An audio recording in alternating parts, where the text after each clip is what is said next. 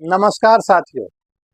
राष्ट्रकवि रामधारी सिंह दिनकर ने 1962 के भारत चीन युद्ध के समय लिखा था, जातीय गर्व पर क्रूर प्रहार हुआ है, माँ के किरीट पर ही यह वार हुआ है।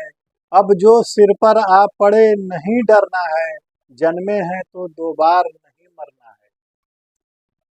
एक और कवि गोपाल सिंह नेपाली ने उस समय लिखा था, शंकर की पूरी चीन ने सेना को उतारा, 40 करोड़ों ने हिमालय को पुकारा। आज ये कविताएं इसलिए याद आ रही हैं क्योंकि कांग्रेस के स्वनाम धन्य नेता मणिशंकर अय्यर ने एक ऐसा बयान दे दिया जिससे इतिहास के पन्नों में जो यह भारत चीन युद्ध की कालिमा दफन है, वह एक बार फिर से उजागर हो गई और उसका दंश और गहरा मालूम होने लगा।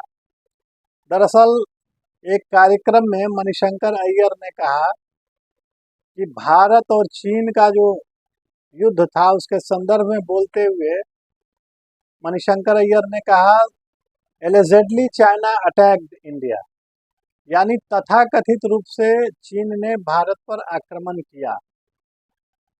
यह स्पष्ट है, या ही नहीं धोखे से आक्रमण किया, भाई भाई का नारा दे करके आक्रमण किया।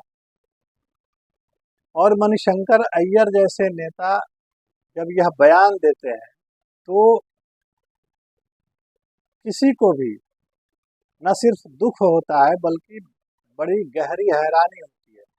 ये वही नेता है जो अभी चंद रोज पहले इसी चुनावी माहौल में उन्होंने कहा था कि पाकिस्तान के पास भी एटम बम है और भारत को सचेत रहना चाहिए, सावधान रहना चाहिए।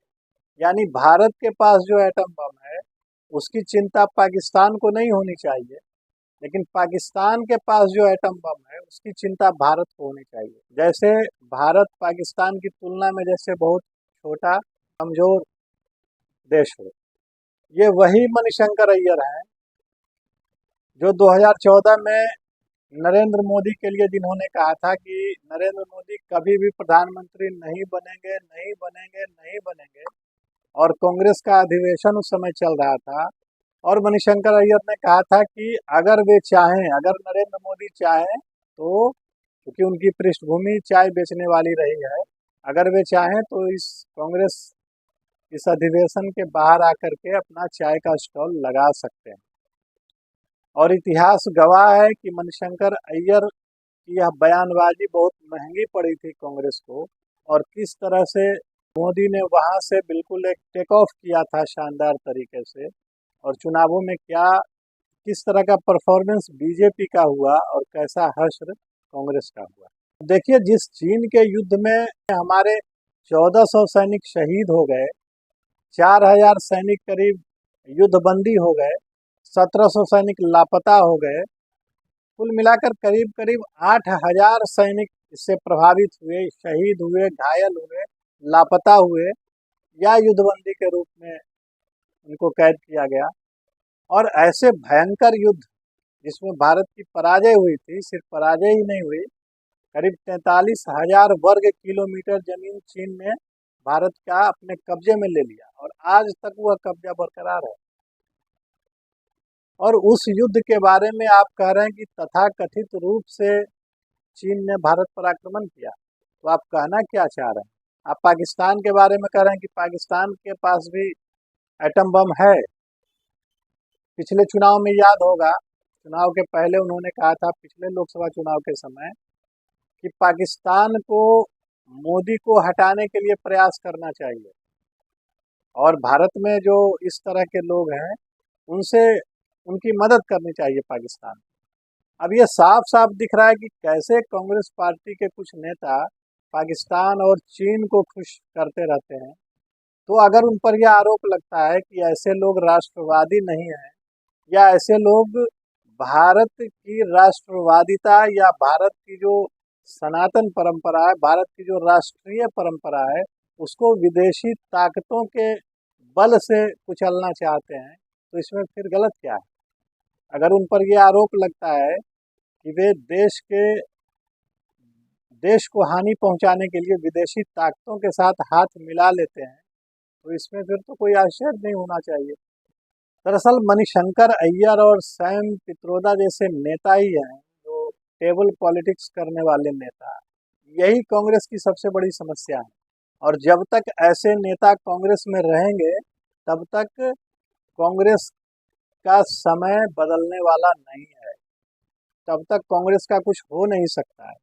अब देखिए सैम पित्रोदा ने पिछले दिनों क्या कहा था, किस तरह से दक्षिण भारत के लोगों की तुलना अफ्रीकी मूल के लोगों से कर दी थी, और तमाम तरह की बयानबाजी उन्होंने की थी। किस तरह से अमेरिका में चलने वाले विरासत टैक्स की बात उन्होंने की थी, और उसके बाद राहुल गांधी ने आर्थिक सर्वे और तमाम बातें कही थी, और बाद में उस पर काफ़ी विवाद हुआ।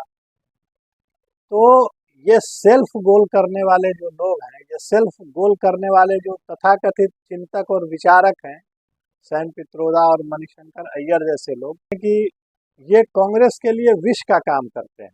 इनके रहते किसी दुश्मन की आवश्यकता नहीं है कांग्रेस पार्टी की, क्योंकि बनी बनाई लड़ाई, हालांकि कांग्रेस बुरी तरह हारने जा रही है इस इलेक्शन में और ये बिल्कुल तय दिख रहा है, लेकिन अगर कोई ऐसा भी चुनाव हो, अगर कोई ऐसी भी प्रतिद्वंदिता हो जिसमें कांग्रेस की कुछ संभावना बने, वैसे चुनावी वातावरण को भी ये बर्बाद कर सकते हैं अपने बयानों से। और जब मणिशंकर ने ये कहा तो अब जयराम रमेश जैसे नेता बाहर आके कहते हैं कि नहीं, ये उनका अपना विचार है। सैम पित्रोदा के समय भी उन्होंने यही कहा था, और उनकी उम्र ज़्यादा हो गई है, तमाम तरह की बातें कह के उसको ढकने का प्रयास करते हैं। लेकिन जब 10 साल पहले उन्होंने मोदी के बारे में कहा था कि वे कभी प्रधानमंत्री नहीं बनेंगे और चाहें तो कांग्रेस ऑफिस के आगे आके वे चाय का स्टॉल लगा सकते हैं, उस समय तो वे बिल्कुल ठीक थे और आज भी बिल्कुल ठीक है। यह किसी से छुपा नहीं है कि राजीव गांधी फाउंडेशन को चीन के दूतावास ने विज्ञापन के तौर पर पैसे दिए। यह किसी से छुपा नहीं है कि आज से 15-16 साल पहले जब राहुल गांधी चीन गए थे तो कांग्रेस पार्टी और चीन के सत्ताधारी दल के बीच एक समझौता, एक संधि पत्र पर हस्ताक्षर हुआ था। उसमें क्या बातें थी वो अभी तक सेक्रेट बना हुआ है, वह अभी तक बिल्कुल गुप्त है, वो अभी तक सार्वजनिक नहीं हुआ है। तो जब इस तरह की चीज़ें सरफेस पर आएंगी, इस तरह की चीज़ें जब सतह पर आएंगी कि आप अपने फाउंडेशन के लिए चीन से चंदा ले रहे हैं विज्ञापन के तौर पर, आप चीन जाकर के किसी संधि पत्र पर हस्ताक्षर कर रहे हैं, आप इस तरह के बयान दे रहे हैं कि जो चीन को प्रसन्नता हो जिससे, तो यह किस तरह की मानसिकता है। और कांग्रेस समझती है कि वह उसके नेता जनेऊ पहन के और थोड़ा सा चुनाव के समय में मंदिर मंदिर जा करके वे जनता का विश्वास हासिल कर लेंगे और चुनावों में कोई वे अच्छा प्रदर्शन कर लेंगे। दरअसल इतनी गहरी खाई है, इतना बड़ा जो अविश्वास का समंदर है जनता के बीच में कांग्रेस को लेकर के, और उसके कारण मणिशंकर अय्यर और सैम पित्रोदा जैसे ही नेता है, और तमाम इसकी लंबी परंपरा रही है, घटनाओं की एक श्रृंखला रही है इमरजेंसी से या उसके पहले भी लेकर के, तो इसी वजह से कांग्रेस पार्टी पर जनता का भरोसा नहीं बन पाता है और ऐसे नेता कांग्रेस के लिए सेल्फ गोल कर जाते हैं। ऐसा नहीं है कि चीन से इधर के वर्षों में भारत का कोई छोटा मोटा युद्ध नहीं हुआ या कोई संघर्ष नहीं हुआ, लेकिन जब भी हुआ तो भारत ने बिल्कुल मुंहतोड़ जवाब दिया। अब गलवान घाटी में कुछ साल पहले जो घटना हुई थी उसमें भारत के 20 सैनिक शहीद हुए थे, लेकिन यह खबर आई और चीन ने इस खबर को दबा दिया था। उसके बाद भी यह अंतर्राष्ट्रीय एजेंसियों ने इस खबर को सामने लाया कि चीन के करीब 60 से 80 सैनिक उसमें मारे गए और चीन ने उसे स्वीकार नहीं किया, और रातों रात वहां से उन सैनिकों की लाशों को हटाया गया, जिससे कि यह बात स्टैब्लिश नहीं हो कि चीन के भी सैनिक मारे गए। और जहां पर भारतीय सेना थी वहां पर भारतीय सेना बरकरार रही।